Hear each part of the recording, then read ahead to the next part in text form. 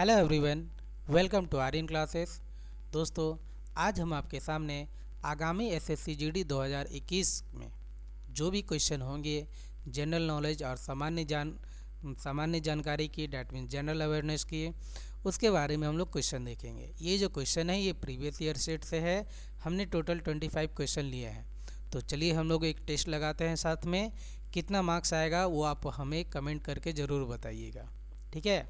और वीडियो अच्छी लगे तो लाइक भी कीजिएगा, और साथ में जिन्होंने सब्सक्राइब नहीं किया है वो सब्सक्राइब कर लीजिएगा चैनल को, और साथ में बेल आइकन भी ऑन कर लीजिएगा, जिससे कि हमारे जितने भी अपकमिंग वीडियोज होंगे ना उसके नोटिफिकेशन आपको हमेशा मिलते रहेंगे, ठीक है। तो चलिए हम लोग क्वेश्चन सेट लगाते हैं। पहला है भाग 4। मैंने 1, 2, 3 पहले ही अपलोड कर चुका है, ये चौथा वीडियो है। सामान्य ज्ञान एवं सामान्य जानकारी, general knowledge and general awareness, ठीक है। पहला क्वेश्चन आता है, जब भारतीय संविधान को अपनाया गया तब इसमें कितनी अनुसूचियाँ थी? पहला ऑप्शन 10, दूसरा 8, तीसरा 6 और चौथा 12। तो जब भारतीय संविधान को अपनाया गया ना शुरू में, तो उसमें 8 अनुसूचियाँ थी, लेकिन अभी वर्तमान में 12 अनुसूची हो गई है, ठीक है। अगला क्वेश्चन देखते हैं, भारत के किस राज्य में भगोरिया हाट उत्सव मनाया जाता है? तो पहला ऑप्शन है राजस्थान, दूसरा उत्तर प्रदेश, तीसरा बिहार, चौथा मध्य प्रदेश, ठीक है। मध्य प्रदेश ही तक है। तो हम लोग देखेंगे ये भगोरिया हाट, जो भगोरिया हाट है ना, वो ये मध्य प्रदेश में मनाया जाता है, ठीक है। नेक्स्ट है, ब्लैंक के कारण खसरा की बीमारी होती है। तो भाई किसके कारण होती है खसरा की बीमारी? बैक्टीरिया के कारण, कवक के कारण, वायरस के कारण, या फिर अमीबा के कारण। तो ये जो खसरा होती है ना, ये खसरा की जो बीमारी है ये जनरली वायरस के कारण होती है, ठीक है। वायरस के कारण ये बीमारी होती है। नेक्स्ट हम लोग देखेंगे, सामुदायिक बाजार को निम्नलिखित में से किस संगठन द्वारा विनियमित किया जाता है? ठीक है। पहला option NSC, national stock exchange, दूसरा option BSE, Bombay stock exchange, तीसरा ऑप्शन आरबीआई, भारतीय रिजर्व बैंक, और चौथा ऑप्शन सेबी, दैट मीन्स भारतीय प्रतिभूति और विनिमय बोर्ड, ठीक है। तो इसके लिए जो आंसर होगा ना, आप यहाँ से एक चीज़ देख सकते हैं, विनियमित है और ये विनिमय वो है, ठीक है। इससे भी आप मैच कर सकते हैं, और ऐसे भी ये सेबी इसका आंसर होगा, क्योंकि सेबी संगठन द्वारा विनियमित किया जाता है, ठीक है। नेक्स्ट है, इथेनॉल का उत्पादन किस प्रक्रिया द्वारा किया जाता है? देखते हैं, लवणीकरण, संयोजन, अनुमापन, और चौथा है किण्वन, ठीक है। तो आंसर होगा किण्वन। किण्वन विधि द्वारा इथेनॉल का उत्पादन किया जाता है। नेक्स्ट है, भारत में एकल नागरिकता की अवधारणा को निम्नलिखित में से किस राष्ट्र के संविधान के आधार पर अपनाया गया है? ठीक है, देखते हैं। पहला है यूनाइटेड किंगडम, दूसरा है संयुक्त राज्य अमेरिका, तीसरा है रूस, और चौथा है आयरलैंड। तो यहाँ पे एक चीज़ ध्यान दीजिएगा, एकल नागरिकता की अवधारणा, ठीक है, ये जो है हम लोग यूके से लिए हैं, यूनाइटेड किंगडम से अपना भारत लिया है, ठीक है। नेक्स्ट है, पश्चिमी घाट की पश्चिमी ढलानें पूर्वी ढलानों की तुलना घने जंगलों से ढकी होती है। क्यों ढकी होती है भाई? देखते हैं, अधिक प्रकाश पड़ता है, कम वर्षा होती है, कम प्रकाश पड़ता है, या फिर अधिक वर्षा होती है। तो आप लोग जनरली देखते हैं कि जहाँ पे सबसे अधिक बारिश होगा, ठीक है, वो पूरा घना भरा हो जाता है वो क्षेत्र, ठीक है। तो हम लोग का आंसर जो होगा ना, वो अधिक वर्षा के कारण। नेक्स्ट है, निम्नलिखित में से कौन से देश में दुनिया का सबसे बड़ा कृषि भूमि क्षेत्र है? देख लेते हैं भाई, रूस, चीन, संयुक्त राज्य अमेरिका, भारत। तो आप देखिएगा, दुनिया का सबसे बड़ा कृषि भूमि क्षेत्र तो वो है अपना भारत, ठीक है। नेक्स्ट है, ब्लैंक वह दर है जिस पर वाणिज्यिक बैंक निधियों की कमी के मामले में भारतीय रिजर्व बैंक से उधार लेते हैं। ध्यान दीजिएगा, ब्लैंक वह दर है जिस पर वाणिज्यिक बैंक निधियों की कमी के मामले में भारतीय रिजर्व बैंक आरबीआई से उधार लेते हैं। देख लेते हैं, रिवर्स रेपो दर, दूसरा बाजार दर, तीसरा रेपो दर, और चौथा विनिमय दर, ठीक है। तो ये आंसर होगा रेपो दर, ठीक है, इसकी कमी हो जाने के कारण आरबीआई से उधार लेते हैं। नेक्स्ट है, राजबाड़ी के अखंड खंडहर किस भारतीय राज्य में स्थित है? चलिए देखते हैं। पहला मेघालय, दूसरा असम, तीसरा मिजोरम, चौथा नागालैंड। तो ये आप देख रहे हैं ना, राजबाड़ी के अखंड खंडहर। तो राजबाड़ी के अखंड खंडहर कहाँ है? तो ये आपको मिलेंगे यहाँ पे नागालैंड में। ठीक है। नेक्स्ट है, लोकप्रिय नृत्य विदेशिया किस राज्य से संबंधित है? पहला ऑप्शन बिहार, दूसरा पश्चिम बंगाल, तीसरा झारखंड और चौथा उड़ीसा। तो ये जो है आपके लोकप्रिय नृत्य विदेशिया, ये बिहार में लोकप्रिय है। ठीक है। नेक्स्ट है, पारंपरिक ताप्तदीप्त बल्ब में फिलामेंट किस धातु का बना होता है? पहला टंगस्टन, दूसरा तांबा, तीसरा लोहा, चौथा प्लेटिनियम। तो जितने भी फिलामेंट है, ठीक है, सभी में ये टंगस्टन लगे हुए रहते हैं। नेक्स्ट है, असम में पारंपरिक घरों को स्टील पर क्यों बनाया जाता है?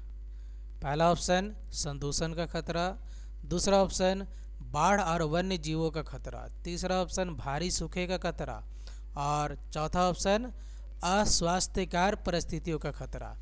तो ये जो स्टील पे जो घर बने हुए होते हैं, ये बाढ़ व वन्य जीवों का खतरा के लिए बने होते हैं, क्योंकि असम में ये ब्रह्मपुत्र नदी का पानी भी आता है, तो बाढ़ उससे और ज़्यादा होता है।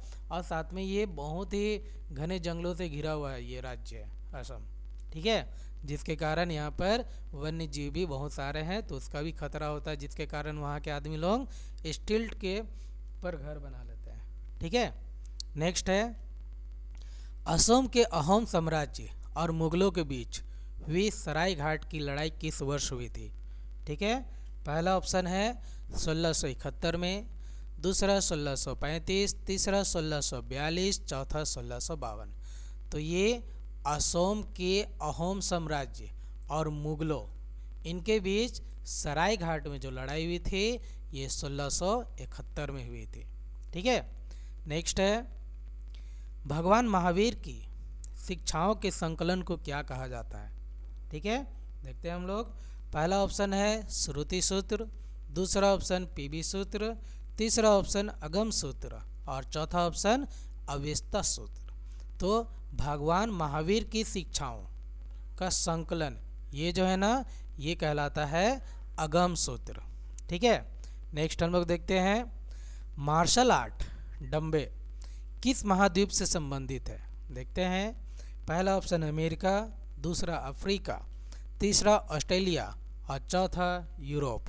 तो ये जो है ना मार्शल आर्ट डम्बे, ये जनरली ये अफ्रीका से संबंधित है। ठीक है, मार्शल आर्ट डम्बे अफ्रीका से संबंधित है। नेक्स्ट है, किस खिलाड़ी ने टेस्ट क्रिकेट में सर्वाधिक प्लेयर ऑफ द मैच पुरस्कार जीते हैं? देख लेते हैं भाई। सबसे पहला सचिन तेंदुलकर, दूसरा मुथैया मुरलीधरन, तीसरा जैक कैलिस और चौथा है, सॉरी यहाँ पे थोड़ा सा ऊपर नीचे हो गया ना, पहला सैन वॉन है, दूसरा सचिन तेंदुलकर, सी है मुथैया मुरलीधरन और डी है जैक कैलिस। कैलिस है ना, तो प्लेयर ऑफ द मैच यही है, option number D, Jack Kallis. ठीक है। नेक्स्ट है, किस तरह की जलवायु चाय के बागान के लिए सबसे उपयुक्त है? पहला ऑप्शन गर्म और नम, दूसरा ऑप्शन शुष्क और धूल भरी, तीसरा ऑप्शन शुष्क और वातिक, चौथा ऑप्शन बहुत ठंडा मौसम। तो ये जो जलवायु ना चाय बागान के लिए जो जलवायु है वो गर्म और नम होनी चाहिए। ठीक है। नेक्स्ट है, कन्या भ्रूण हत्या की प्रथा को रोकने के लिए भारत सरकार ने गर्भधारण पूर्व और प्रसव पूर्व निदान तकनीकी PNDT अधिनियम कब पारित किया था? तो पहला ऑप्शन होगा 1991 को, दूसरा 1996 को, ठीक है, तीसरा 1994 को और चौथा होगा 1992 को। तो ये जो है ना कन्या भ्रूण हत्या, ये 1994 में बना था। क्या है कि पहले लोग चेक कर लेते थे कि बेबी है कि बॉयज है, ठीक है, उसमें गर्ल्स और बॉयज का डिसाइड हो जाता था, पहले देख लेते थे। लेकिन ये 1994 में ये गैर कानूनी हो गया, जिसके कारण ये बंद हो गया। ठीक है, तो 1994 में ये अधिनियम बना था। ठीक है ना। नेक्स्ट है, एक गैंडे में सींग और मानव बाल में मौजूद संरचनात्मक प्रोटीन का नाम क्या है? देख लेते हैं। पहला ऑप्शन एमिनो एसिड, दूसरा ऑप्शन कैरोटीन, तीसरा ऑप्शन ग्लाइकोलाइट और चौथा ऑप्शन मेलानिन। तो हम लोग जानते हैं कि मानव बाल, हमें तो ये नहीं पता गेंडे का सींग का ना, हमें ये नहीं पता, लेकिन हम लोग को ये जरूर पता है मानव बाल, और मानव बाल में ये होते हैं कैरोटीन होते हैं। ठीक है। नेक्स्ट है, मार्शल आर्ट थांग टा किस भारतीय राज्य से संबंधित है? पहला ऑप्शन होगा सिक्किम, दूसरा ऑप्शन है ओडिशा, तीसरा ऑप्शन मणिपुर और चौथा ऑप्शन है असम।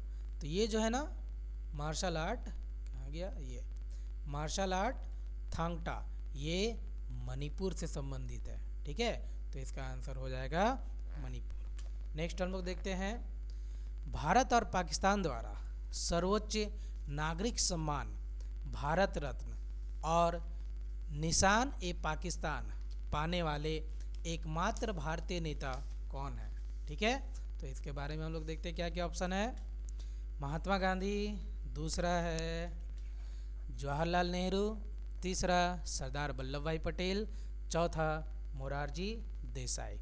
तो महात्मा गांधी भारत और पाकिस्तान द्वारा सर्वोच्च नागरिक सम्मान भारत रत्न और निशान पाकिस्तान पाने वाले एकमात्र भारतीय, ठीक है, ध्यान दीजिएगा, ये थे मोरारजी देसाई। ठीक है। नेक्स्ट है, ट्रेन टू पाकिस्तान निम्नलिखित में से किस लेखक द्वारा लिखी गई पुस्तक है? ध्यान दीजिएगा, नाम है ट्रेन टू पाकिस्तान। ठीक है। पहला ऑप्शन सादत हसन मंटो, दूसरा ऑप्शन रस्किन बॉन्ड, तीसरा ऑप्शन मोहसिन हामिद और चौथा ऑप्शन खुशवंत सिंह। ठीक है, तो ये ट्रेन टू पाकिस्तान ये खुशवंत सिंह का है। ठीक है, इसका आंसर है। नेक्स्ट है, 92 साल तक अलग रहने के बाद रेल बजट को किस साल केंद्रीय बजट में शामिल किया गया? ठीक है, देखते हैं। पहला ऑप्शन 2018 से 19, दूसरा ऑप्शन 2017 से 18, तीसरा 2015 से 16 और डी 2014 से 15। ठीक है, तो इसके लिए जो आंसर होगा ना, ये ऑप्शन नंबर आपका बी है, 2017 से 18। ठीक है, यही आंसर है। इसी साल में 92 साल जो कि रेल बजट अलग था केंद्रीय बजट से, उसे शामिल किया गया था केंद्रीय बजट में। नेक्स्ट लास्ट क्वेश्चन है, सिंधु घाटी 4 बड़ी प्राचीन शहरी सभ्यताओं का गृह था, निम्नलिखित में से कौन सा उनमें से एक नहीं है? चलिए देख लेते हैं। मिस्र, दक्षिण एशिया, रूस, मेसोपोटामिया। ठीक है, तो ये जो था ना सिंधु घाटी, दक्षिण एशिया तो है ही था, मेसोपोटामिया भी था, ये रूस नहीं था दक्षिण एशिया में। ठीक है, रूस नहीं था, सॉरी, सिंधु घाटी में रूस नहीं था, तो इसका आंसर ये होगा। तो दोस्तों आप लोग देख लिए, हमने भी कंप्लीट किया। आपको भी जवाब देना है कि आपने कितने सही किए कितने गलत किए, कमेंट में ज़रूर बताइए। Thank you.